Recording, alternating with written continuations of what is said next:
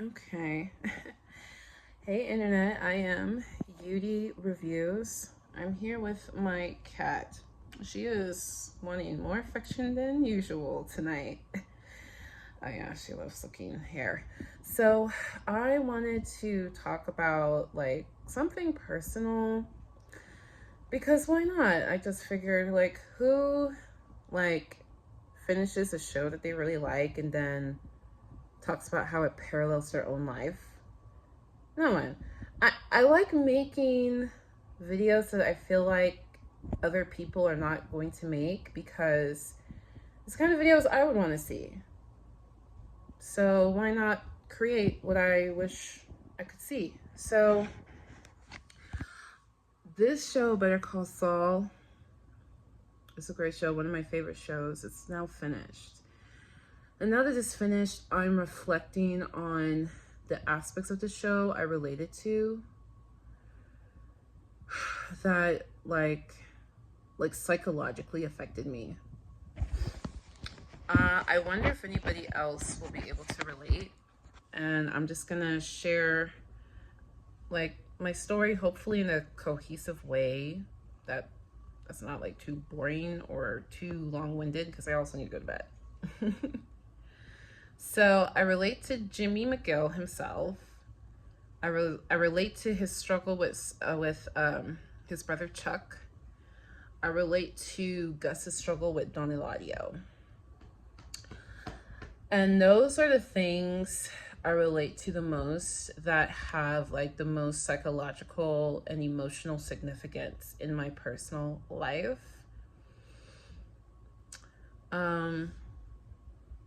What should I start with? Let me start with Jimmy. So I relate to Jimmy. When I started watching the show, and look, I'm going based off the top of my head, so I don't remember what events happened in what season. So if you're one of those nitpicky type of people, don't. This is not the video to be cute and smart, please. I related to Jimmy because he was always failing. And it felt like no matter what he did, he could just never catch a break. Could just never be on top. And more specifically, he would go above and beyond, you know. He would go above and beyond to try to succeed in the way that other people would recognize. It just would never work. Right? It's one thing to like see a story of somebody who like tries and fails,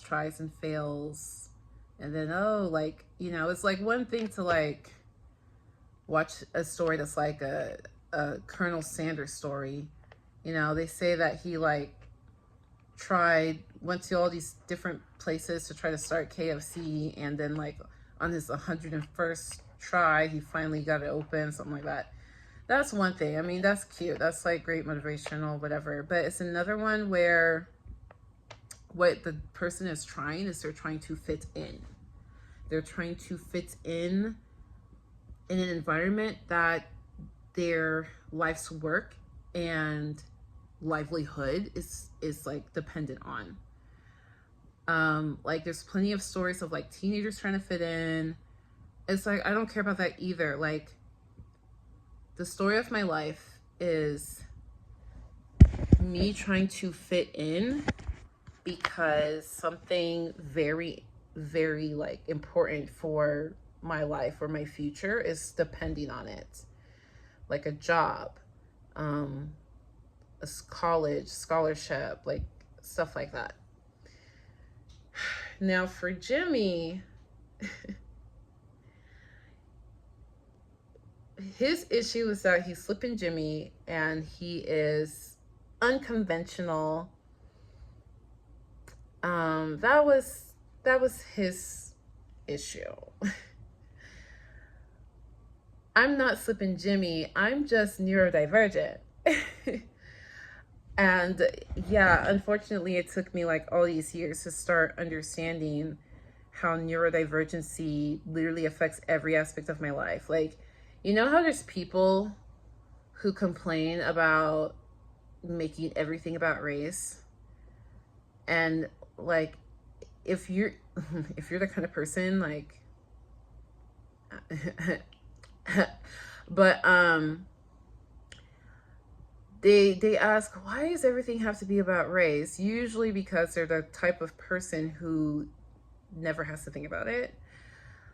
And then people try to explain to them it's because, like, you never know when it's about race and when it's not. So you always have to think about it. That's how being neurodivergent is. Yeah, no, never is people gonna say, why does it always have to be about neurodivergency? No, like, we're not gonna hear people say, why does it always have to be about ableism? We're never gonna hear people say that, right? Like, there was this girl on TikTok, or young lady on TikTok, and she usually works remote, and then and this job she applied for is remote, but they wanted to do the third round of interviews in person, and she after she hung up the call where they told her the address and stuff, she started bawling because she was like, I know I'm gonna get emotional, damn it. She was like, I'm emotional for people because I relate so hard. She was like, I know I'm not gonna get the job because, and then she like pants down, I'm in a wheelchair. And like, yeah, like, it's totally possible that, what is my cat eating? Is she eating my flowers? I just recently found out my cat likes to eat flowers. My partner bought me, for the end of Better Call Saul, he bought me flowers. And my cat is eating them. Anyways, you know, no one's gonna say, why is it always about ableism? But the only people who would say that are people who are fully bodily abled, you know? When there's something different about you that doesn't fit the ideal mold, you constantly wonder if results pan out the way they did because of that aspect of you that doesn't fit the mold. And neurodivergency is one of them, and I'm just realizing how much it affects your life. It literally affects when I say every aspect, it affects literally every second of your life, because it's your brain wiring. Well, I didn't know this back then. Like, when I was younger, I didn't realize this. I'm just now realizing it this year. But that feeling of like, you thought you were doing like a really good job. Like, Jimmy thought like doing that little scheme for the Sandpiper case, you know, of going out to where the bus is, like making the bus stop and talking to them in the bus. Like, he really creatively went above and beyond. He did things in his own way, using his super strength to try to get results. And he thought, if I just get results, that'll be enough. Yeah, like, I quit this one company that I worked for because I felt that they were sexist.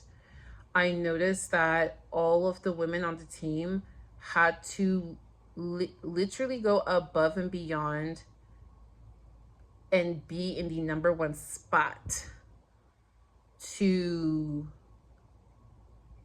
get anything, to get recognition, to get considered for promotion, for anything. But men on the team could be mediocre as all hell. Men on the team can even get away with not even hitting their metrics, and they get promoted.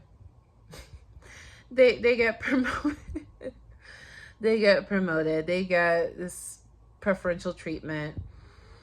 And I kept track of the numbers, and I reported it to my higher up, and he dismissed me.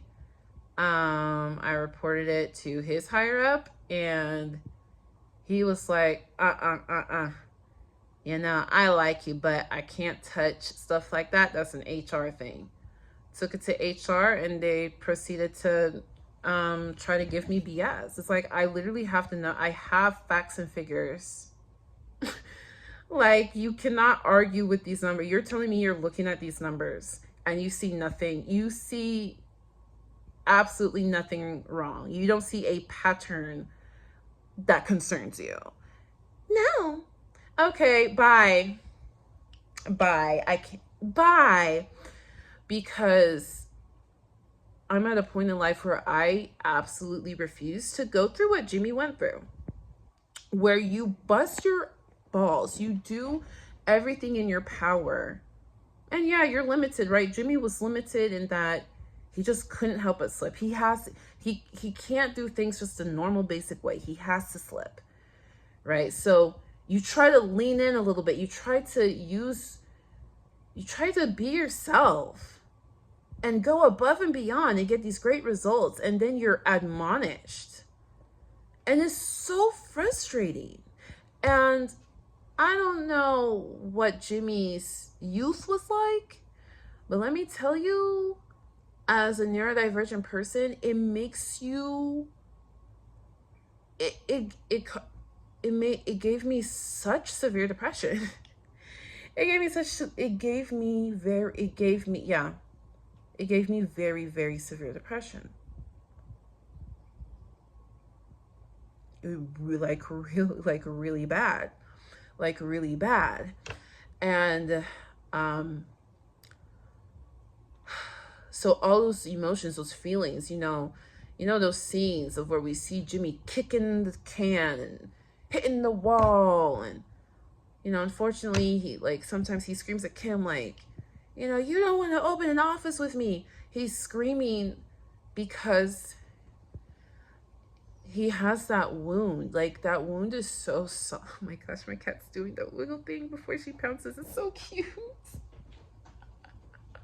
I love when cats do that wiggle thing. Oh, so cute. But he has that wound, and it hurts so much, and it's so scary when the person you're in a relationship with, they're not trying to hurt you. They don't understand this wound. They don't realize it's a wound. They don't know. Like Kimmy, when Jimmy was yelling at Kim, she was like, I don't know where this is going. Like, okay, we need to chill. She's like, you need to chill. Kimmy is my favorite character of all time, by the way, but it's like this unhealed wound that salt can be thrown into it at any second, because that's how it's been. And right. And I've come to a point in my life where I can't, like, for my physical health, I now have, let me not tell all my health history on here, but let's just say, when they say stress can cause you to have physical issues, that is not a joke. That is not a joke. And when I got that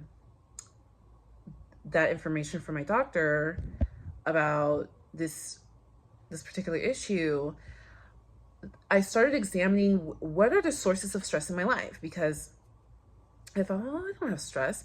I'm usually a strong person. People think of me as a strong person. But I had to get very vulnerable, and I started actually thinking about what causes me stress. And I realized, stuff like that, stuff where I feel like I am busting my balls, I am putting my all. And not only am I putting my all, I'm getting the results. I'm getting above and beyond your results. I'm exceeding your expectations, and you're still gonna dog me like that? I will never tolerate that.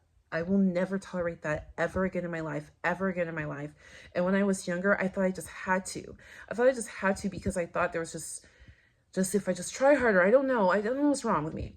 And you know that scene where Jimmy, he goes on the scholarship board because he's trying to fit in. Screw fitting in. I'll get to that in a second. He's trying to fit in, and that girl applies for the scholarship. She has something on her record. She doesn't win because she has that thing on her record. Like if she was like, I mean, maybe in there's a universe where she could win, but with all these kids who are just as, scholarly as her and they have a clean record, they're gonna go with the clean record kid. You know what I mean? Like that's how this stuff works. That's how this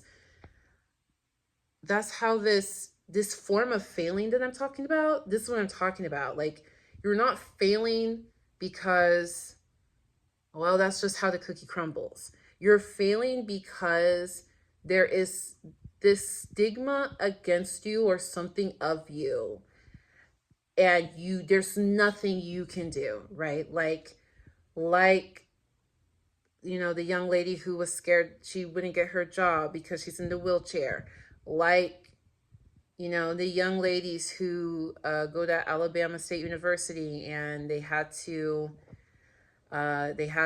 get lawyers involved because they were literally not allowing girls to join sororities, literally only because they are Black. They are phenotypically Black, even biracial. And there was even issues with, oh, well, yeah, I mean, you don't look all the way Black, but it's still too Black. Like, I am that kind of stuff. They're like, there's nothing you can do. There's nothing you can do, even if you were to call it out. You know what I mean? Like, even if you call it out, like Jimmy calls it out, you can't change it. Like, Jimmy's like, oh, well, you think I'm always just slipping Jimmy. And it's like, yes. It's like, yeah, like you're trying to convince us to not care that you're slipping Jimmy, but we care, and that's just what it is. So when he goes to that girl and he's like telling her the truth, and the girl's like, what the heck, dude? I really like how that young actress played it. She really played it like she was listening, but she was also like weirded out. But it's the kind of thing that I know if a middle-aged man came up to me unhinged like that, I would be like, what's going on? But also, I'm lucky, like, that is getting locked as a core memory, and I'm remembering it for the rest of my life. And I'm appreciative because even I actually, by that point, by the time I'm that girl's age, I will have experienced so much inexplicable failure that just didn't make sense. Well, I make the highest grades in the class. Why did I not get chosen for the XYZ role that requires high grades? Like, just stuff like that. Like, that kind of prejudice and discrimination. Are those the terms I'm looking for? Just when it comes to that stuff, like, I really would have appreciated somebody like telling me the truth. You know what I mean? Because you can't call. Like, imagine the girl like waits 2 weeks just to get the letter that she didn't win. And then she calls and she goes, is there anything that I could improve on my resume or blah, blah, blah, blah, blah? What can they tell you? They can't tell you, oh, because you have something on your record. They can't tell you the truth. And that's another thing that I learned as I got older, that like these things, these little prejudices, these things, they can't tell you the truth, especially when you're neurodivergent. A lot of times they don't even know. Like, they don't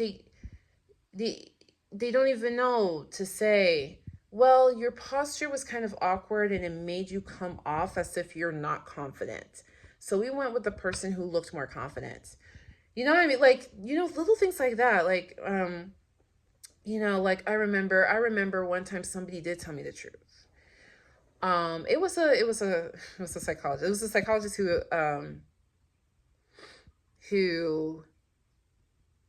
I'm blanking right now. She is the one who got me ADHD. What? My brain is broken right now. She died. She told me I have ADHD. So she was like, hey, so Yudi, did you notice that I was talking to you and you were just looking out the window while I was talking to you? And I was like, huh? I was like, didn't I answer all the questions you asked me? Yeah, you answered the questions, but you don't remember how you were like literally just staring out the window?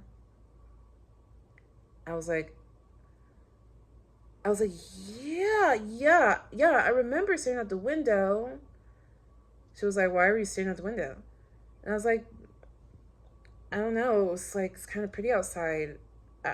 I guess, like, maybe I was just thinking. I was just looking out there because I'm thinking. She was like, oh, well.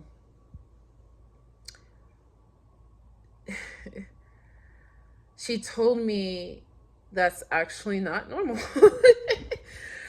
And I remember that all the time because there have been moments where, like, I've trained, when you're neurodivergent, you train yourself. I guess they call it masking, but you do train yourself. But sometimes, like, you don't have full control. And, like, yeah, I remember I was in a situation where there was this person who did not like me.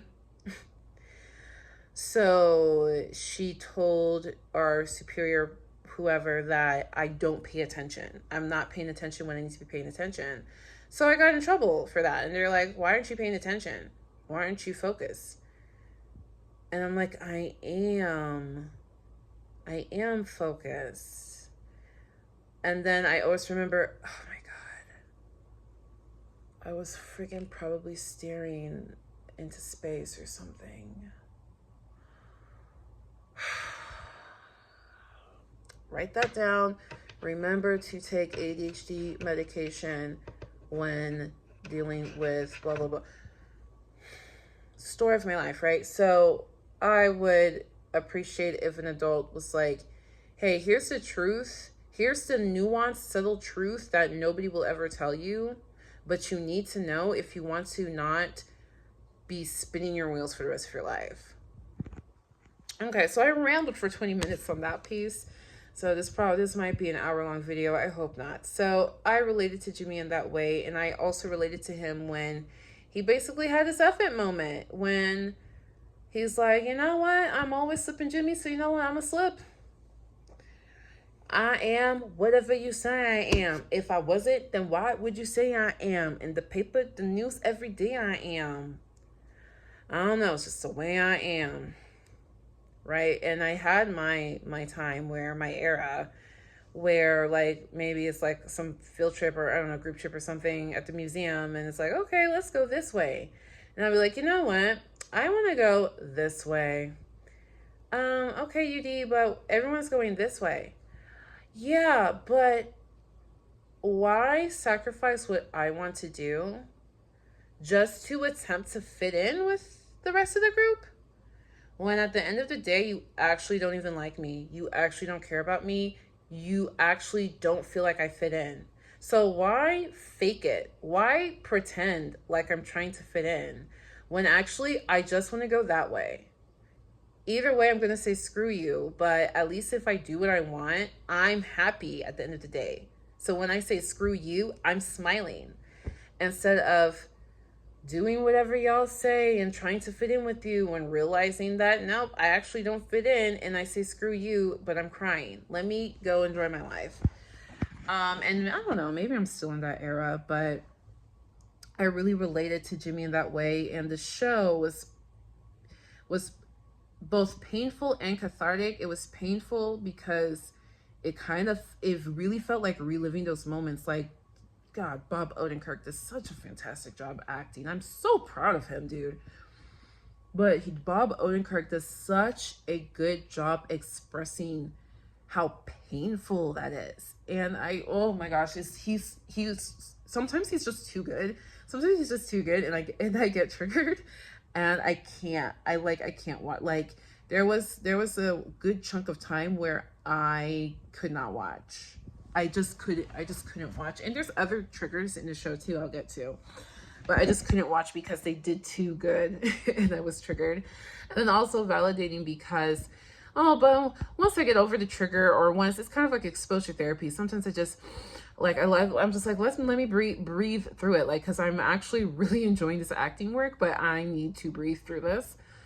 And it's validating because it's like, for the first time in my life, I'm watching, like, all the fandom. You relate to Jimmy, you understand Jimmy, you empathize with Jimmy. And it's like, oh my God, here is somebody going through and feeling very similar things to what I've always gone through and felt. And I've never had anyone who understood. Nobody understood me. Nobody even gave a flying fudge. Nobody gave a damn. And here's millions of fans who do give a damn for this character.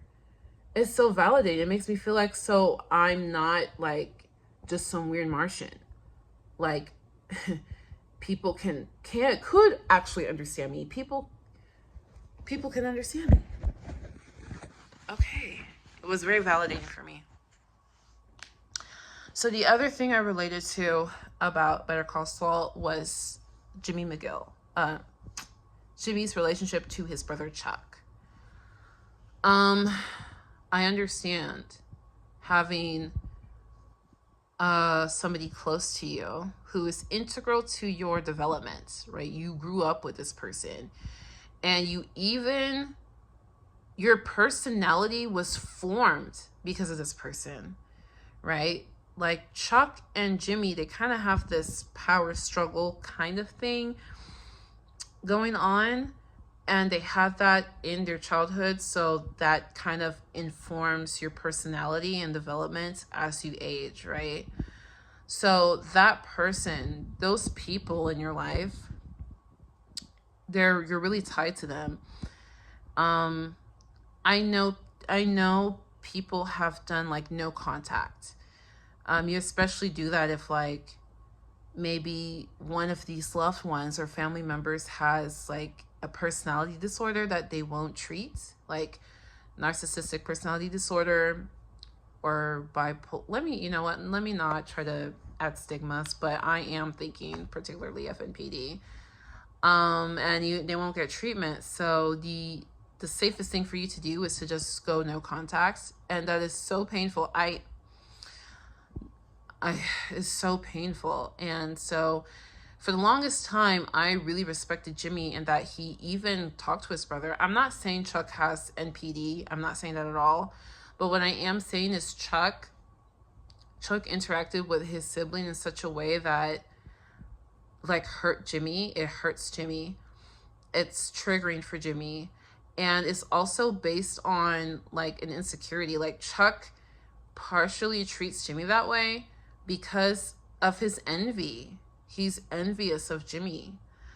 And that kind of informs how he interacts with his brother and why he triggers his brother. And I so relate. And what's so annoying is like that he doesn't see, like Chuck doesn't see, like Chuck does not understand that you're going way too far with this thing with Jimmy because you have issues. And I'm not even talking about his electricity thing. I'm talking about, you actually have issues that you need to see a therapist for, that you're envious of your brother and is causing you to act this way. And he can't see it. He's blind to it 100%. And that is so frustrating because I've done a lot of work. I've done a lot of therapy. I am so into this mental health thing. So I am very aware of certain things of me. Of course, I'm human. Like everybody has blind spots, but I would like to think I'm better than most at more quickly identifying those blind spots or knowing how to find those blind spots based on the results I'm getting. Stuff like that. I'm not going to go into detail about that, but it's really frustrating when you understand yourself and you're dealing with a loved one who they don't understand themselves, but you understand yourself and you also understand them. And it's just so painful. And that kind of pain that I feel in a situation that I personally have, we as an audience feel that for Jimmy and Chuck, because unfortunately Jimmy has not done extensive therapy like I have. So he is probably also unaware of certain things of him. And we're just watching these two brothers just miss each other. Like they're in person with each other, but they miss each other. And like that pain of like, oh, I see his side and I also see his side, and I see where he's going wrong and where, where he's triggered. I see where he's going wrong, where he's triggered. And if only they could just see, it, they could make amends and have a true, beautiful brother relationship. But they don't, they can't see it. And like I feel sad. Like every time I see these brothers struggle, I feel so sad. Because I relate, because I'm going through that same thing. So Chuck has his envy issue, and Jimmy, like I mentioned before, the reason why Jimmy blows up the way he does, and we see him do that again. Oh my God. Somebody needs to do like a real psychoanalysis on these characters. It's so freaking good. Like, we see Jimmy blow up in, some of the last episodes where he's talking to Kim and she's like, turn yourself in, and he goes off. He just goes off, and he's banging, he's throwing a temper tantrum. It's because, like, Jimmy has consistently been like that. Like, that temper tantrum, that's not just a Gene thing. That's not like, oh, Gene's a monster. It's not a Gene thing. That is a Jimmy McGill. That is Jimmy. That was like the last bit of Jimmy McGill before he evaporated and Gene like starts wilding. Oh my God, y'all. That's so beautifully well done. Like, these writers are amazing. Like, these writers understand people. These writers understand. Oh my God. I'm gonna do research into who are all of the writers of this freaking show, because like they did a fantastic job in Breaking Bad. They did a fantastic job, but the psychological consistency of Better Call Saul is at a level I've never seen before. Maybe Steven Universe.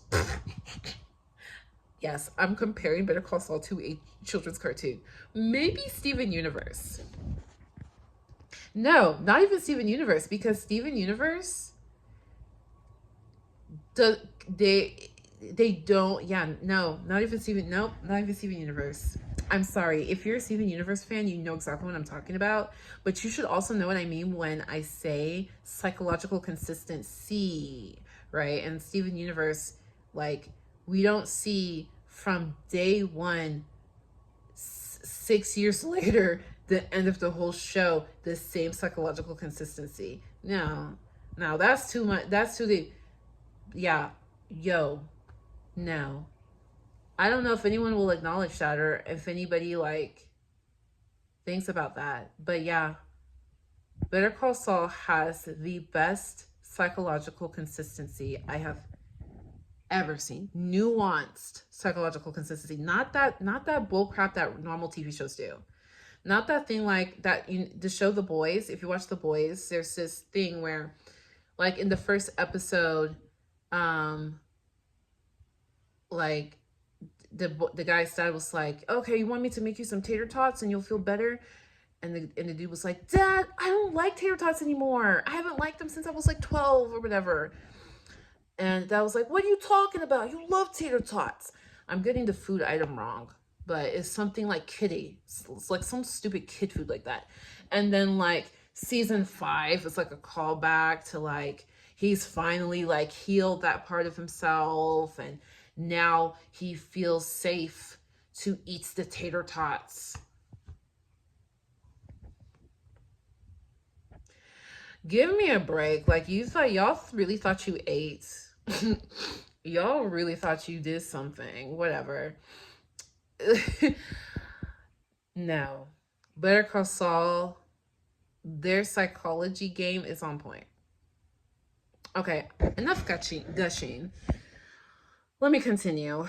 But yeah, Jimmy blows up at his brother and ultimately does that insurance fraud. Like, Jimmy's tolerance, like once it reaches a threshold, he just blows up. You've hit the wound. You've hit it. And he does things that he regrets. And I'm like Jimmy in that regard. I am. Unfortunately, I'm like Jimmy in that regard. I can take a lot. I can take a lot, but like once I'm at my limit, it's like, where's the tape? Where's the tape?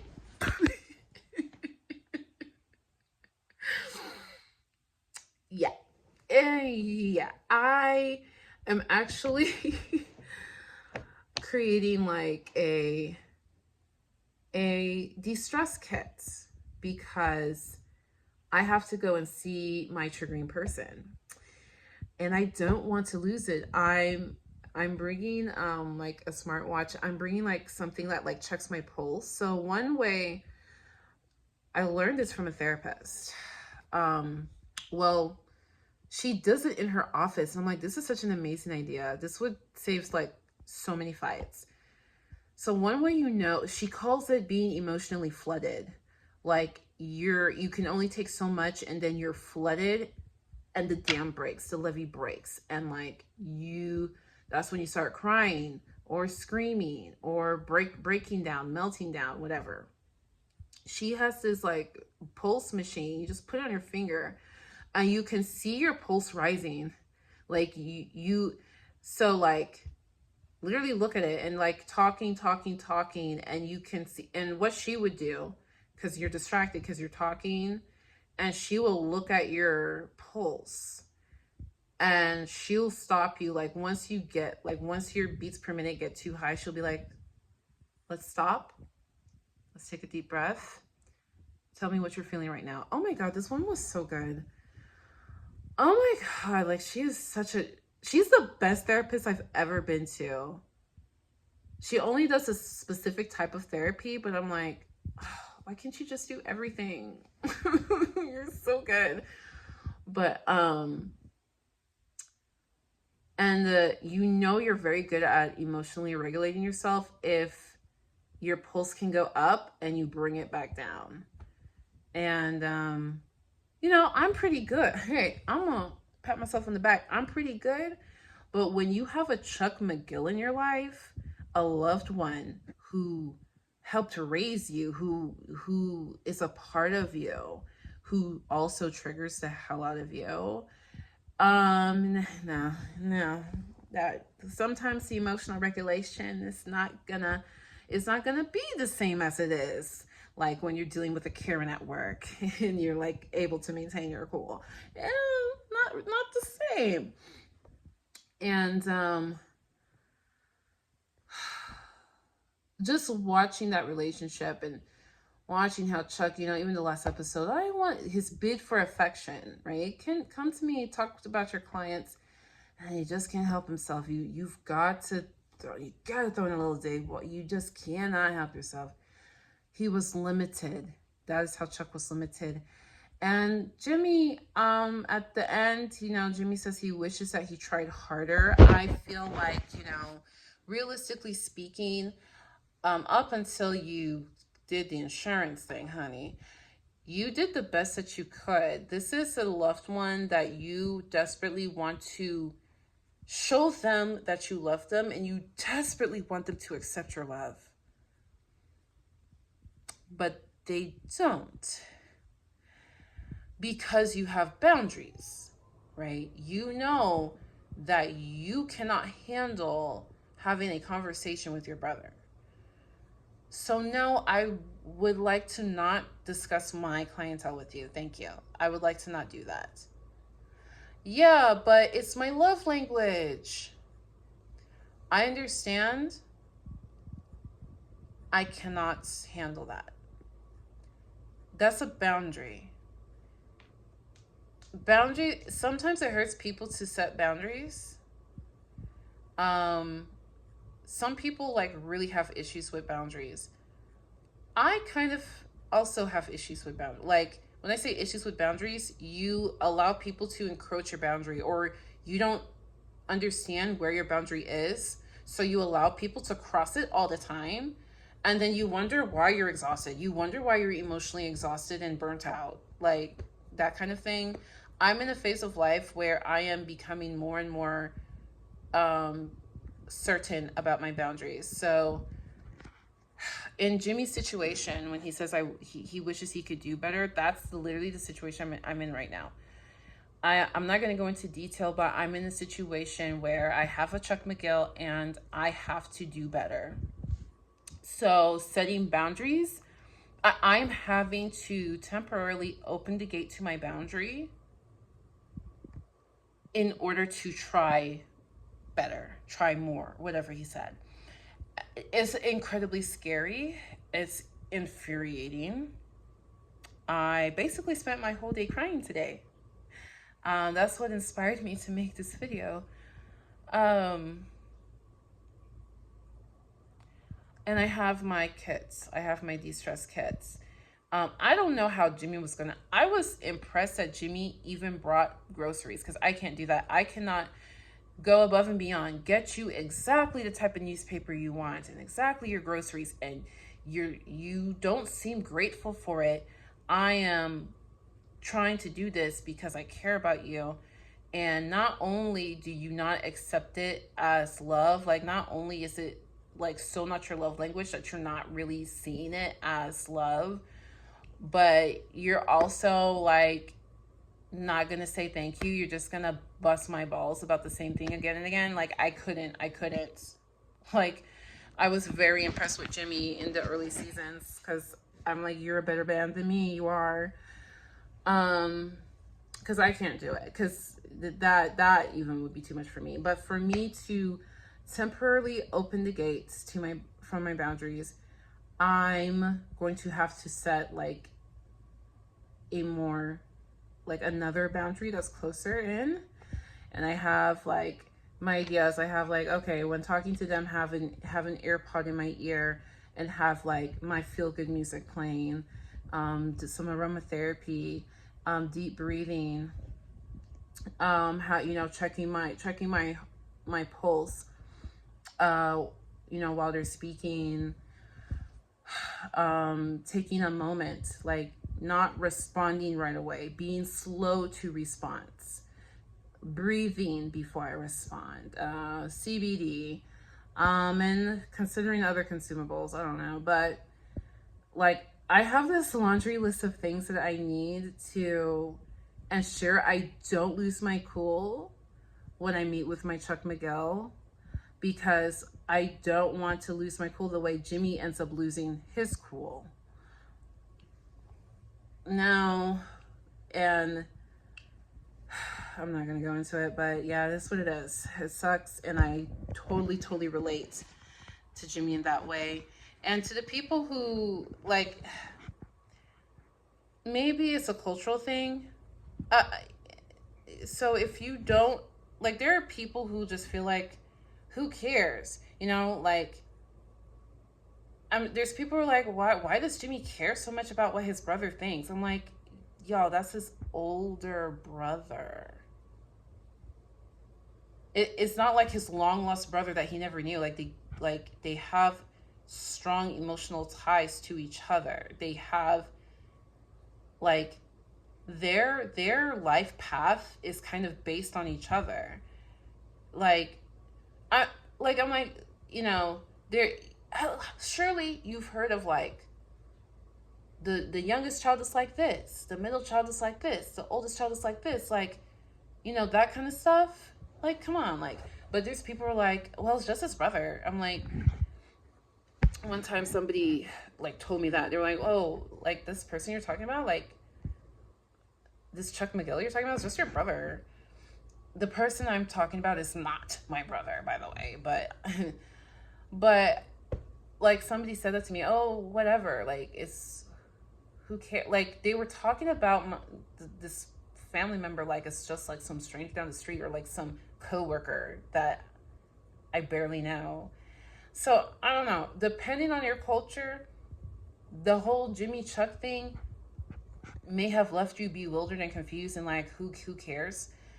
But I totally relate, and there were many times Chuck triggered me because in the situation I'm the Jimmy and I have a Chuck, and yeah, sometimes I got triggered. And I recognize, no one's ever told me this, that I've been their Chuck. No one's ever told me that, but there have been times I've wondered, was I kind of a Chuck in that situation? Like, you know, like someone I care about, and I'm telling them this thing over and over and over, like, you need to do ABC.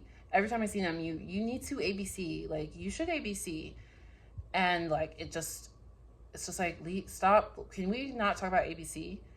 And it's like, oh, like every time I'm with them, I'm like, oh, but maybe I wish I could find a different way to tell them to ABC that'll make it click. But luckily, I started having the emotional maturity to understand, like, if you've said it 50 million times, like, they're not going to get it from you. Like, it's not, like, if they're ever going to get it, it's not going to come from you.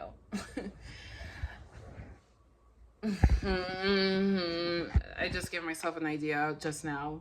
I'll write it down later. So, the third psychological emotional thing I relate to in Better Call Saul is Don Eladio. I had a narcissistic boss. Like I'm not just throwing the word narcissist around.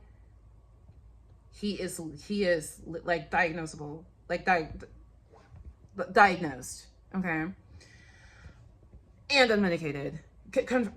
Can confirm, because I got close to him because it's like, what a great role model. Like, I did not understand the signs and symptoms of a manipulative, low-key sick person like this. So Don Eladio, yeah, I'm talking about you, Don Eladio. You are manipulative and you are sick. Like, you're twisted type of, I'm not talking about like essay and stuff like that type of sick. I'm talking about you're kind of twisted. Like, you like toying with people. You don't see people like they're people. You see people like they're little toys that you get to move around, and that's funny. That's how this narc boss was. Okay, this is why you should never, oh my gosh, I don't want to, this is, if you have children, you please don't treat your children poorly. If the way you treat your children, and I'm not talking about like your 5-year-old, I'm talking about like your full thinking kid, like, well, probably by the time they're 12, 10, even teenager, like whatever. Once your child is able to like think for themselves and like have their own opinions and like learning themselves, please be careful how you treat them. Like, please do not ever speak to your child in any kind of way that if you heard anyone else speak to your child that way, you would not be okay with it. Like, if the way you speak to your child, if you heard their boss speak to them that way, if you heard their spouse speaks to them that way, if you heard them like have a friend who speaks to them, do not speak to your child that way, because if you do, you're training your child to believe that kind of treatment is normal. The feeling you give your child, they're not old enough to understand what I'm feeling actually is not indicative of a healthy relationship. They don't know that yet. They don't have enough life experience or knowledge to know that. They think it's normal because that's what you've shown them their whole life. So then once they become an adult and they start working somewhere, they'll have a boss who gives them that same feeling, and they'll think that's good. They'll think like, oh, hell yeah. Yeah, like this, like that little subconscious part of their brain is like, yeah, this is how I felt back when with my mommy and daddy, and yeah, this is the place I need to be. This is where I should be. Like, that's what you're instilling in your child when you like when you emotionally or verbally abuse your children. When you do that, you're training them to accept that behavior from other people. Please, like, just consider.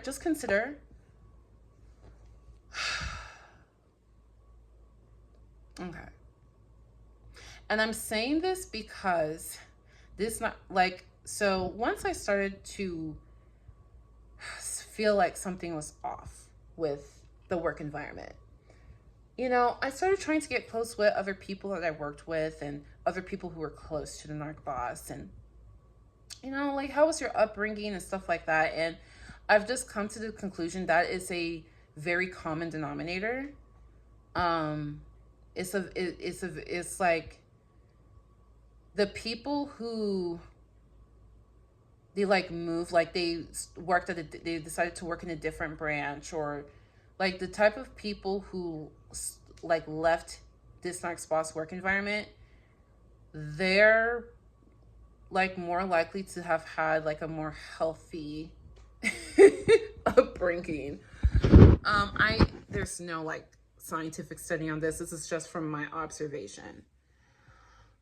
So Don Eladio, every time he was on screen, I read into it way more than the average person because I was seeing my narc boss.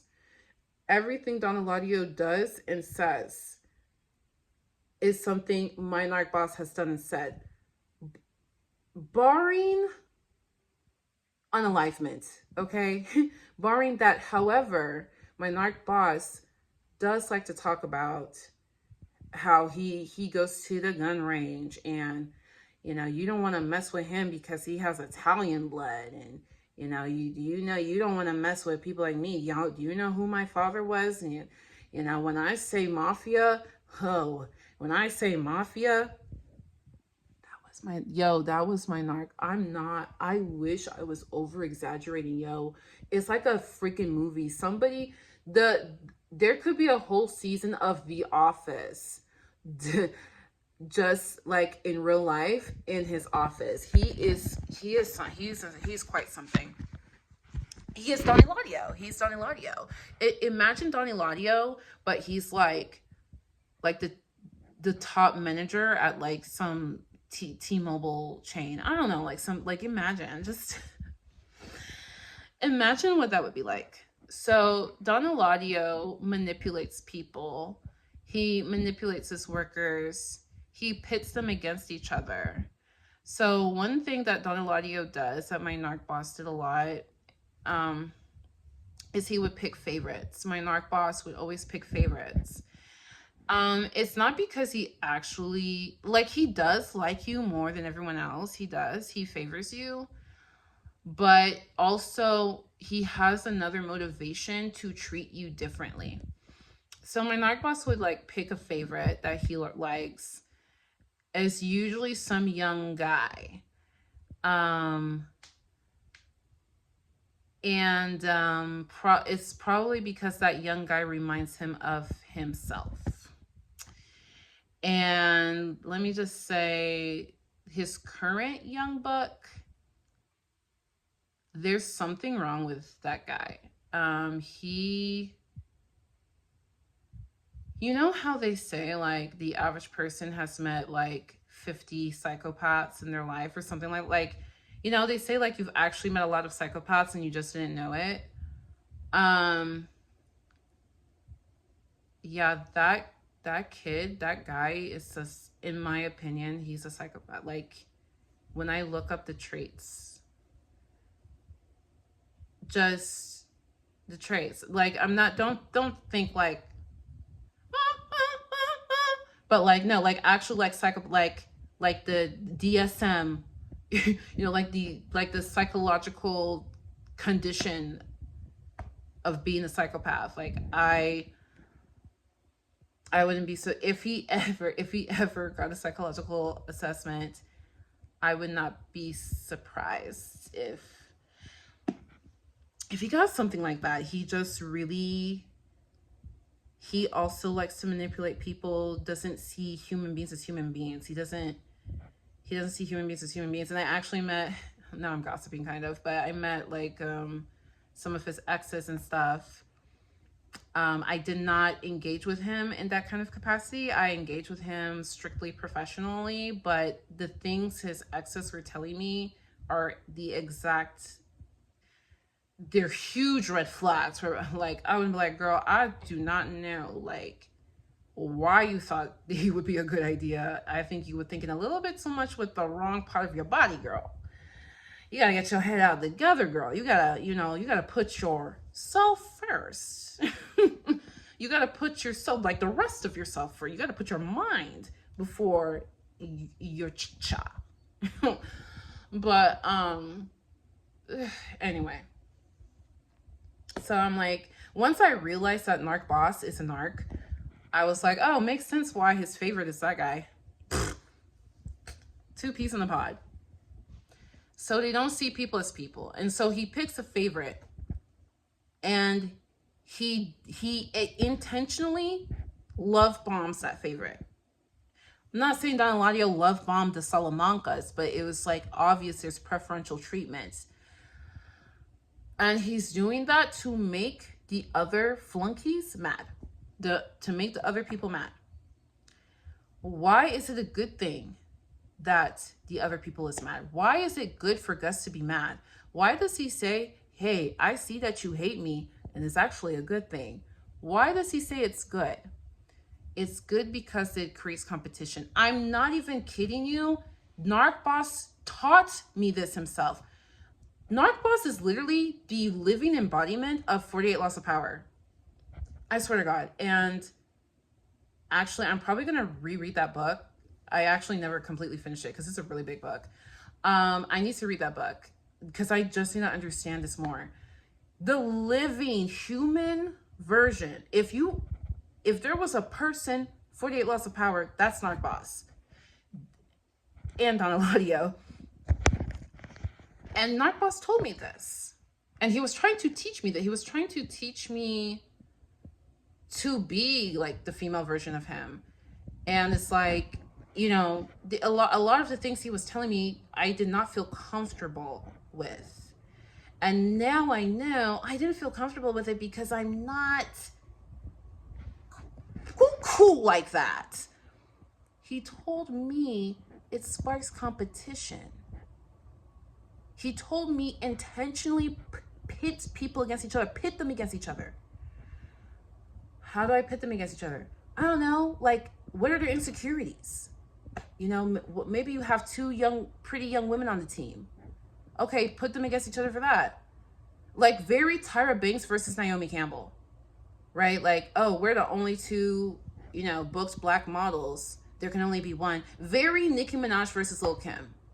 You know what I mean? Very Brandy versus Monica. You know what I'm saying? Very, I don't know, what's a non-black girl version of this? I don't know. Very Sarah Bareilles versus the other one. I don't know who else. I don't know who else. But you get what I'm saying? He's like, okay, put them against each other because they're probably insecure about that. They probably want to be the hottest girl in the office. So put them against each other.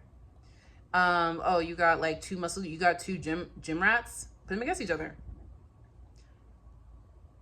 Oh, like you got someone with 3 kids, and he's always talking about his kids. And you got this other person with kids, always talking about it. Put them against each other. Use their kids as a thing. Like literally, he was like giving me a list of ideas. Why is competition important? It drives revenue, right? So let's say the Salamancas were doing good. They were bringing $5,000 a week. That is not enough for a cartel. I don't know, probably $5,000 a day. Salamancas were bringing $5,000 a day. In comes Gustavo. Gustavo is bringing $10,000 a day. Oh, the Salamancas. Oh, okay. We gotta step our game up. Now Salamancas, they used to bring $5,000 a day. Now you put pressure. Now you put pressure. They're doing $8,000. Profit for just toying with people's. All you did was toy with their emotions, because now they don't want their spot to be taken. They want to remain the favorite because there's benefits to being the favorite. They want to remain the favorite, and Gustavo's a threat. Gustavo's going to do more because Gustavo's going to see that you still love them even though they produce worse results. So he's going to work even harder. He's going to try to go above and beyond. He's going to try to prove himself. In the very least, he's going to know that he can never go below them. So you just increase your profits and they stay high. This is the way people like Don Eladio think. And to me, it's sick. it's like you are not human. You see yourself like you're a god, or like Jim Henson's puppet master, and we're all just your Elmos and Big Birds that you just move around and move our hands and do, and we dance the way you want us to dance. That's, to me, that's like not, that's like you're, ew. Ow. So, what's another thing about Don Eladio? The fake, like, the whole, like he abuses you. Like, for example, he kills Gustavo's protege, hint, hint, wink, wink. And then, like, that scene in Breaking Bad where Gustavo comes with the Zafiro bottle, and Don Eladio's like, come here, like, with this hug, like, ew, like, you know very well this person hates you. He hates you, and you did something so unspeakable. They have every right to hate your guts and watch you rot in HE double hockey sticks. But you're for real just gonna do this? Come on, give me a hug. Give me a hug. But you're really gonna do this? You're really just gonna assert dominance? That's a way of asserting dominance. Narcboss did that.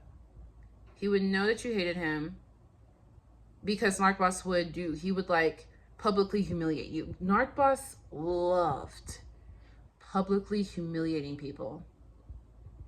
Oh, what's even better is when you're outperforming because you want to take the favorite spot and you haven't yet peeped game that you're never going to take. Or maybe even if you finally realize you can never take his favorite spot, even if you're better than the favorite, but you've realized if you go below the favorite, you're getting roasted. He's roasting you. He's basically he's slapping you in front of everyone.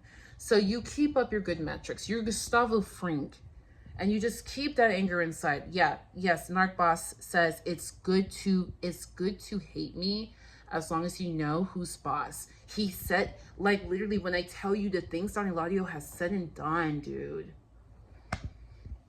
is so gross. Oh my God. And he doesn't care.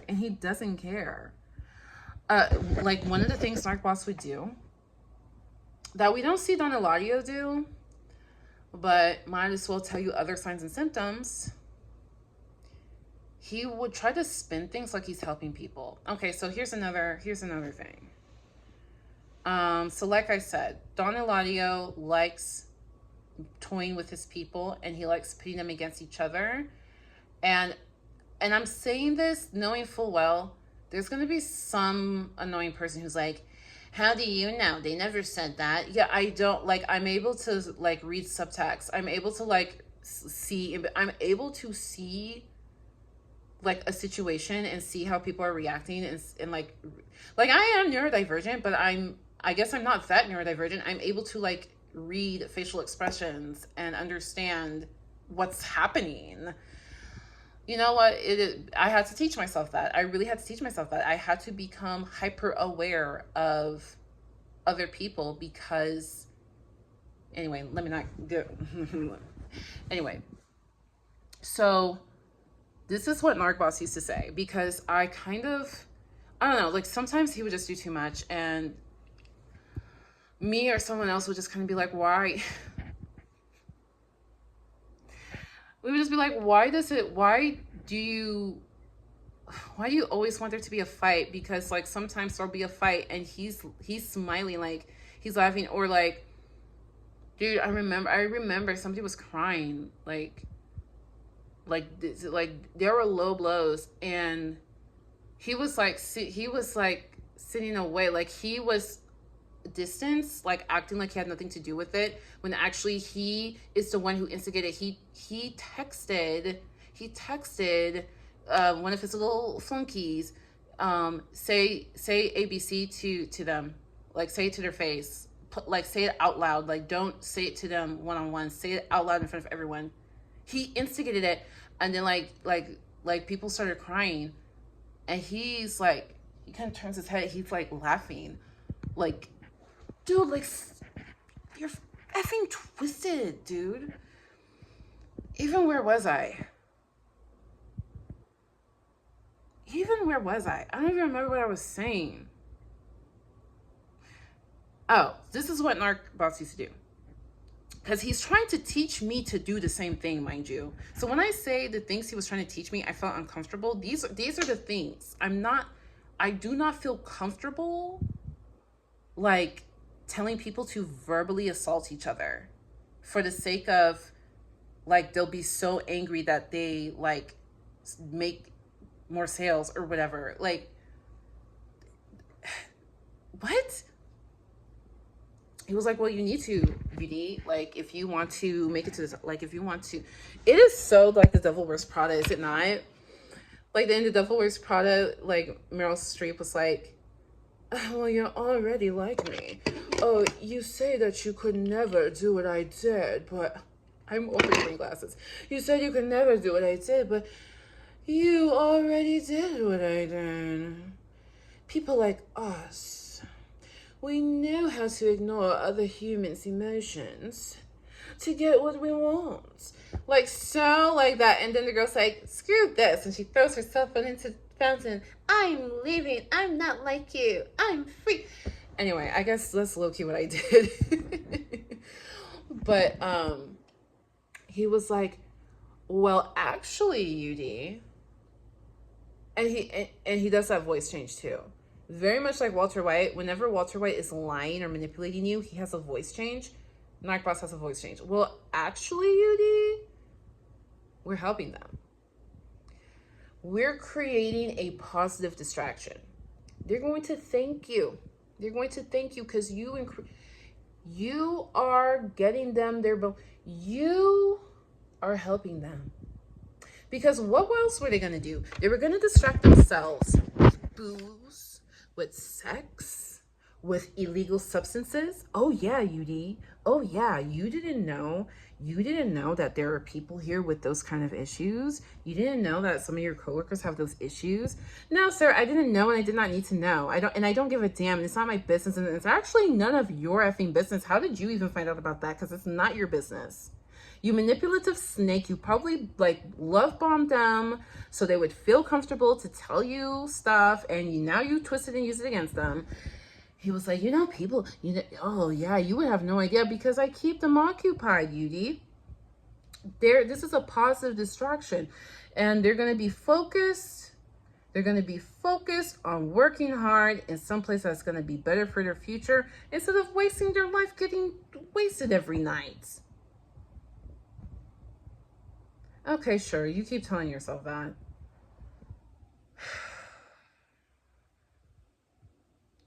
It's freaking sick. So every time I see Don Eladio, I think of Narc Boss. And it's been very cathartic for me. It's kind of like exposure. Yeah, literally Better Call Saul has been exposure therapy for me. Like a kind of like exposure therapy for me. These things, these people... I've always said Better Call Saul and Breaking Bad, all of the characters remind you of real people, and these characters remind me of the psychological pieces of me that I've worked very hard to resolve. And it's funny, it's like the completion of Better Call Saul, and it's like I've resolved some of them. Like the Don Eladio guy, like I've resolved that. Like it's no longer, I no longer feel triggered, and I used to literally get the heebie-jeebies when Don Eladio comes on screen. And now I just, that's Don Eladio. Like I know, like, you know that knowing when like you know that you know. You know what I mean? And I used to be so triggered with Chuck. Chuck used to trigger the F out of me. That's why I hated it. He used to trigger me so bad. And I don't know. It could be the show. It could be my healing. I haven't yet tested out the Jimmy one. Like I have not rewatched episodes where it's like really sad for me to watch. Like, he feels like he's so close to making it, and then it's snatched out of his hands. I haven't rewatched any of those. I don't know. They're too painful for me to rewatch. I don't know. Ugh, I don't rewatch it. I don't rewatch Better Call Saul. I can rewatch the seasons with no Chuck. Well, all the seasons with Chuck in it, I can't rewatch. Not yet. I'm not there yet. So anyway, it's just very interesting how this show has been a part of my own life journey, and how being able to have an objective parallel, kind of like a simulation of things in my life, things that affects my life. It's actually been really helpful and really intriguing, really interesting. So I need to go to bed. I thought I would just come on, ramble, hang, chill. I appreciate new subscribers. I don't know if this is the kind of content you like, I don't know. I mean, if you unsubscribe, it's fine. I get it. Better Call Saul's over anyway, but this is the kind of thing I like to do. I just want to be myself. You know, another thing that I've come to grips with about myself is, it's okay to be me. It's okay to be myself. I can be myself, and I don't have to be like other people. Like, I don't need to have my videos perfectly edited and perfectly scripted. I can talk about how I feel, and there are other people, because I would love for another creator to talk about how they emotionally feel about a show, and not just like, we're gonna break down what this means and the symbolism and what this means. Like, is there someone I can vibe with about the show? Like, I get it. Like, I love the breakdowns. Duh. Like, I created this channel because I am like, everybody who's ever made a video about Better Call Saul or Breaking Bad, I have probably been to your channel at least once. I'm obsessed. But also, I just want to vibe. And I don't know, maybe my story helped somebody. Maybe you actually related to these characters and you didn't know what to do with it, or what to think of it, or how it could help you in life. So that's all. I gotta go to bed. Thank you for listening. Until next time, bye.